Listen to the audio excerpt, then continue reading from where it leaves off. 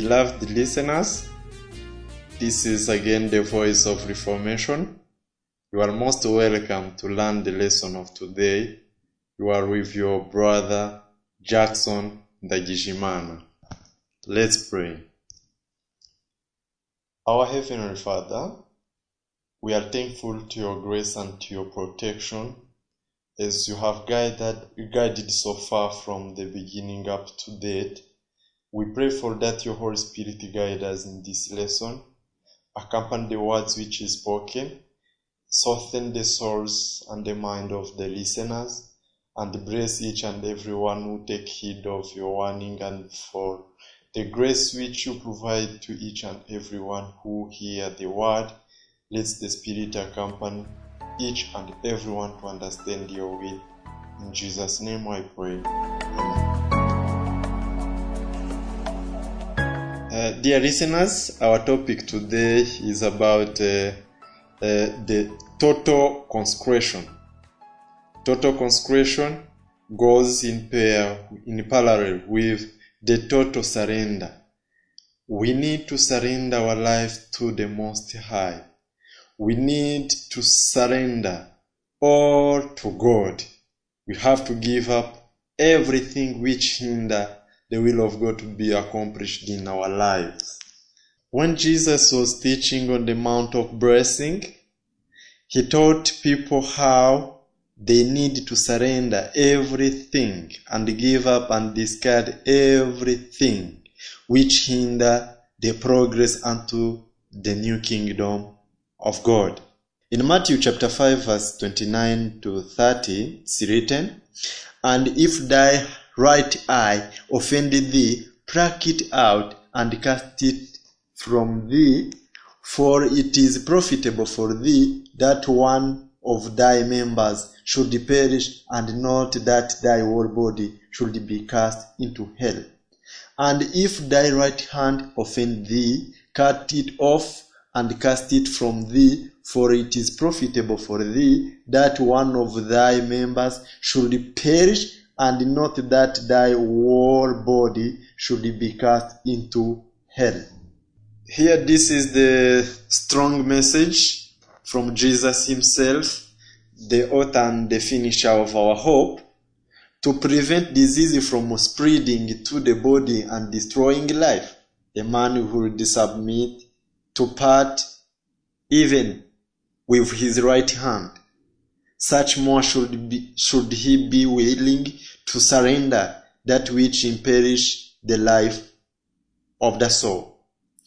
Through the gospel, souls that are degraded and enslaved by Satan are to be redeemed to share the glorious liberty of the Son of God. God's purpose is not merely to deliver from the suffering that is the inevitable result of sin, but to save from sin itself. The soul, corrupted and deformed, is to be purified, transformed, that it may be clothed in the beauty of the Lord our God. "I have not seen, nor ear heard, neither have entered into the heart of man the things which God hath prepared for them that love him." This is Psalms chapter 90 verse 17, and Romans chapter 8 verse 29, and 1 Corinthians chapter 2 verse 9. Eternity alone can reveal the glorious destiny to which man, restored to God's image, may attain. In order for us to reach this high ideal, that which causes the soul to stumble must be sacrificed. It is through the will that sin retains its hold upon us. The surrender of the will is represented as plucking out the eye or cutting off the hand. Often it seems to us that to surrender the will to God is to consent to go through life maimed or crippled. But it is better, says Christ, for self to be maimed, wounded, crippled, if thus you may enter into life.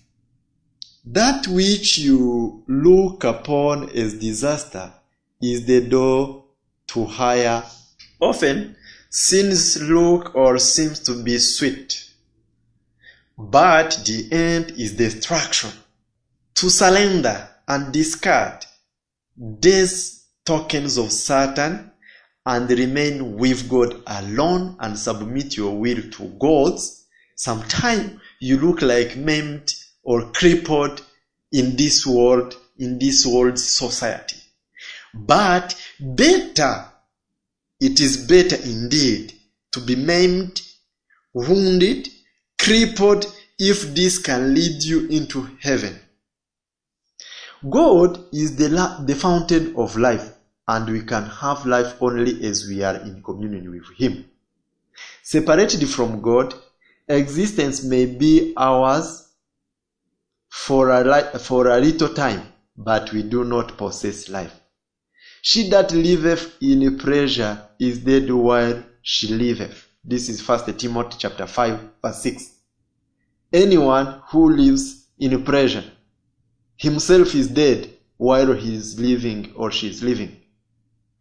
Only through the surrender of our will to God is it possible for Him to impart life to us. Only by receiving His life through self-surrender is it possible, said Jesus, for these hidden sins which I have pointed out to be overcome. It is possible that you may bury them in your hearts and conceal them from human eyes. But how will you stand in God's presence? Remember that whatever secrets in your heart is like naked in the eyes of God. Everything you hide, you may hide it from your husband or from your wife. You may hide it from your children. You may hide it from your parents. You may hide the sin in your hearts and be concealed from your colleagues, your brothers and sisters. Your best friend may not be aware of what is ongoing, but it is naked before the intelligences of heaven. If you cling to self, refusing to yield your will to God, you are choosing death. To sin wherever found, God is a consuming fire. If you choose sin and refuse to separate from it, the presence of God, which consumes fire, must consume you. It will require a sacrifice to give yourself to God, but it is a sacrifice of the lower for the higher, the earthly for the spiritual, the perishable for the eternal.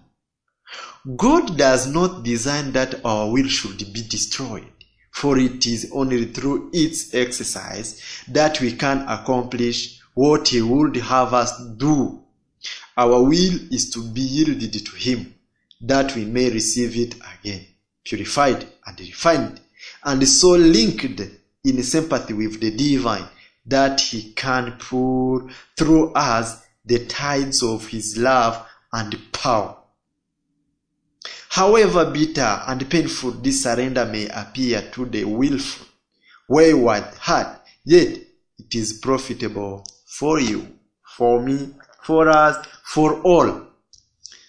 Not until he felt crippled and helpless upon the breast of the covenant angel did Jacob know the victory of conquering faith and receive the title of a prince with God, Israel. It was when he halted upon his thigh, this is Genesis chapter 32 verse 31, that the armed bands of Esau were stilled before him, and the Pharaoh, proud their hair of a kingly line, stooped to crave his blessing. So the captain of our salvation was made perfect through suffering. This is Hebrew chapter 2 verse 10. And the children of faith out of weakness were made strong, and turned to fright the armies of the aliens. This Hebrew chapter 11 verse 34. So do the lame take the prey. This is Isaiah chapter 33 verse 23. And the weak become as David, and the house of David as the angel of the Lord. This is Zechariah chapter 12 verse 8. This is the victory of surrendering to God our will. Let everyone give his will to God. Let us surrender ourselves to God. In Jesus' name I pray. Amen.